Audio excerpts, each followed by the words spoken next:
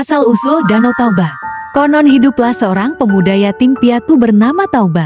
Tauba sehari-hari bekerja di ladang, seperti biasa di sore hari ia memancing ikan di danau.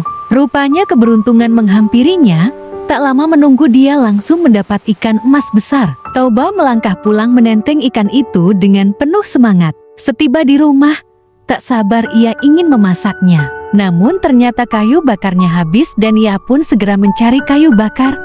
Setelah mengambil kayu bakar, Tauba langsung menuju dapur.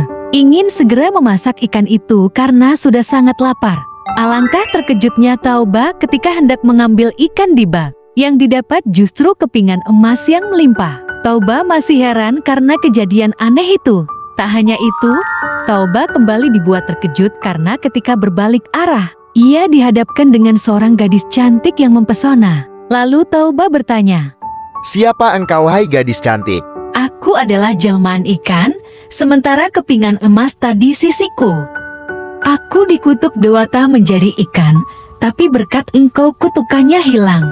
Karena pesona wanita itu, Tauba pun semakin cinta dan mengajaknya menikah. Wanita itu pun menyetujui asalkan Tauba merahasiakan asal-usulnya. Tauba pun menyetujui syarat tersebut. Setelah menikah tak berselang lama, istri Tauba mengandung buah cinta mereka. Hingga tibalah sang istri melahirkan anak laki-laki yang tampan dan diberi nama Samosir. Samosir tumbuh dalam curahan kasih sayang sang ibu. Ibunya begitu memanjakannya.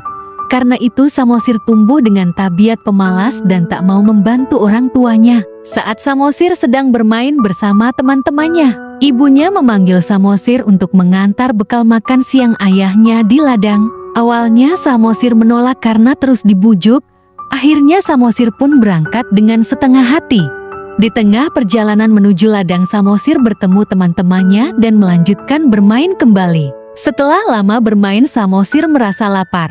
Tanpa pikir panjang, ia makan sebagian bekal makan siang ayahnya dan hanya menyisakan sedikit.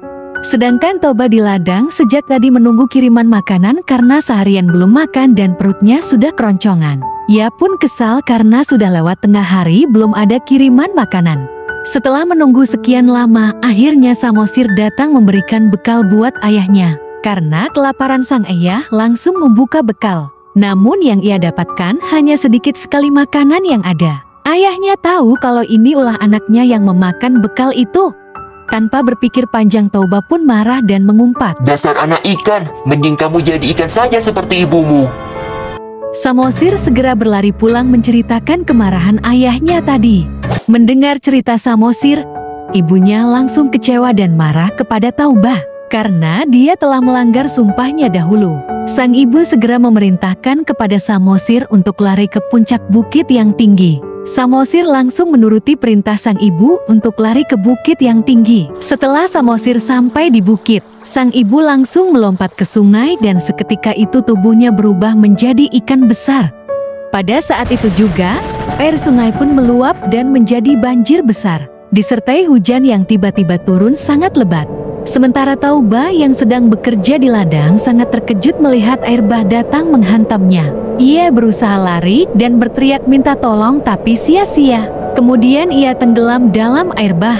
Pada akhirnya air bah menggenangi seluruh lembah dan hanya menyisakan pucuk bukit di tengahnya. Pucuk bukit itu merupakan tempat Samosir menyelamatkan diri. Sejak saat itulah danau itu terkenal dengan nama Danau Tauba. Dan pulau kecil di tengahnya itu disebut Pulau Samosir.